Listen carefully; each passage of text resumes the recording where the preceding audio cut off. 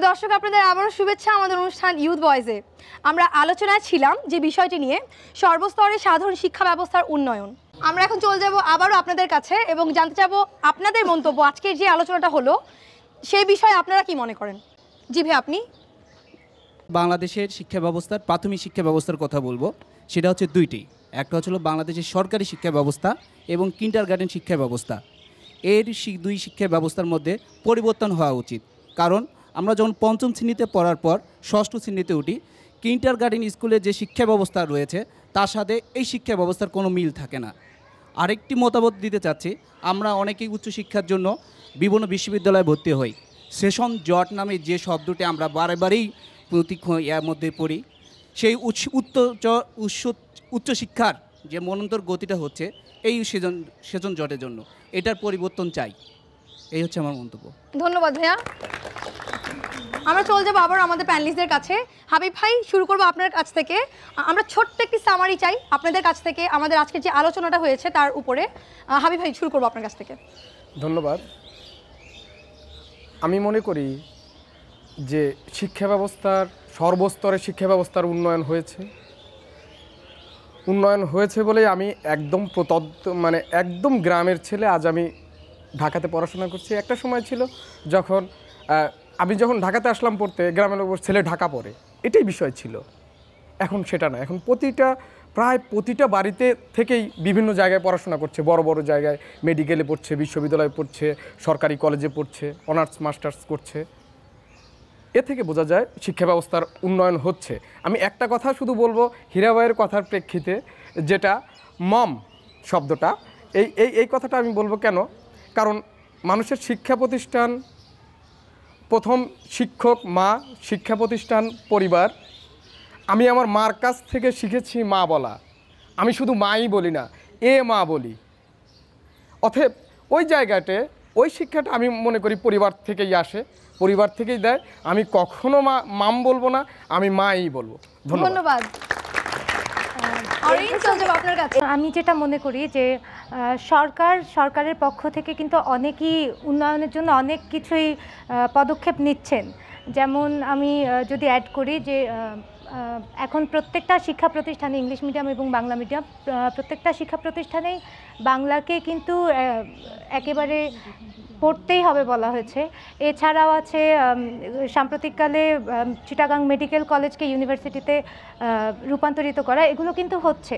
কিন্তু উন্নয়নটাকে ধরে রাখার দায়িত্ব কিন্তু আমাদের, এই যে আমরা যারা যুব সমাজ আছি তাদেরই, এবং সেটাকে আরও উন্নতিতে নিয়ে যাওয়ার দায়িত্বও কিন্তু আমাদের।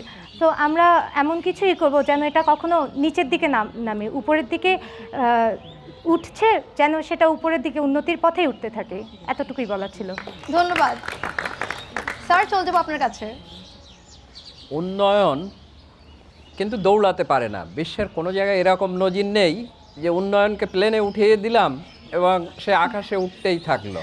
জি, উন্নয়নের গতি যদি অতি হয় তাহলে তার মতিগতি ঠিক থাকে না, এটা হলো বাস্তবতা। উন্নয়ন যে হচ্ছে, চোখ কান খোলা রাখলে আমরা বুঝতে পারবো। সব ক্ষেত্রে উন্নয়ন হচ্ছে। আমাদের বাংলা ভাষায় শব্দ সংখ্যা অল্প, কিন্তু তারপরেও 4946টি ভাষা সেদিন দেখেছিলাম, এখনো পর্যন্ত টিকে আছে। ৪র্থতম স্থানে বাংলা। বিষয়টি একেবারে ফেলে দেওয়ার মতন নয়। এবং এই যে উন্নয়নের গতি সব ক্ষেত্রে, কাজেই এখানে হতাশ হওয়ার কিছু নেই। সব ক্ষেত্রে অগ্রগতি হয়েছে বলে জনসংখ্যা এত বাড়ার পরেও এখন মানুষ না খেয়ে আর থাকে না। এটা হচ্ছে শিক্ষার সুফল। শিক্ষার অগ্রগতি এবং উন্নয়নের বদৌলতে সব ক্ষেত্রেই একটা সুবাতাস প্রবাহিত হচ্ছে, এবং এই ধারা যদি অব্যাহত থাকে তাহলে এ কথা একেবারেই দ্বিধাহীন চিত্তে আমরা উচ্চারণ করতে পারি, 2021-22 সালের ভিতরে আমাদেরকে মানুষ জানবে, গণবে এবং মানবে। ধন্যবাদ স্যার। ম্যাম, চলে যাবো আপনার কাছে। আচ্ছা, যেটা বলছিলাম যে ওই মম শব্দটা দিয়েই বারবার, তো এই প্রসঙ্গে খুব বলতে ইচ্ছা করলো যে আমার ভাতিজা 5 বছরের, সুদূর ইংল্যান্ডে বাস করে, কিন্তু সে তার মাকে আম্মু বলে ডাকে, বাবাকে আব্বু বলে ডাকে। এই শিক্ষাটা আসলে পারিবারিক, পরিবার যেভাবে শেখাবে সেভাবেই শিখবে। আর একজন শিক্ষার্থীর বক্তব্যের সূত্রেই বলছি যে হ্যাঁ, আমরা জানি যে আমাদের সেশন জট বলে একটা দৈত্য, যেটা আমাদেরকে গ্রাস করে মাঝে মাঝে, এরকম একটা দৈত্য আছে। কিন্তু তারপরেও চেষ্টা করা হচ্ছে যাতে এই সেশন জটটা না হয়। যারই কিন্তু ফলে দেখতে পাচ্ছি যে এসএসসি পরীক্ষা যেরকম সময় মতো হয়েছে, এইচএসসিও একটা নির্দিষ্ট, আমরা জানি যে বছরের এই সময়টাই পরীক্ষা হবে, এবং অনার্স এবং মাস্টার্সে সেগুলো চেষ্টা করা হচ্ছে যত দ্রুত, যত কম সময়ে পরীক্ষাগুলো সম্পাদন করা যায়। যার ফলে কিন্তু দেখা যাচ্ছে যে একই সময়ে অনেকগুলো পরীক্ষা অনেক সময় আমাদের নিতে হচ্ছে, বিশেষ করে জাতীয় বিশ্ববিদ্যালয় বা শিক্ষা বোর্ডগুলো। আর বিশ্ববিদ্যালয়ের অন্য যে পাবলিক বিশ্ববিদ্যালয়গুলো আছে সেখানে সাধারণত চেষ্টা করা হয়, কিন্তু অনেক সময় অনেক উদ্ভূত পরিস্থিতির কারণে সব সময় সম্ভব হয় না।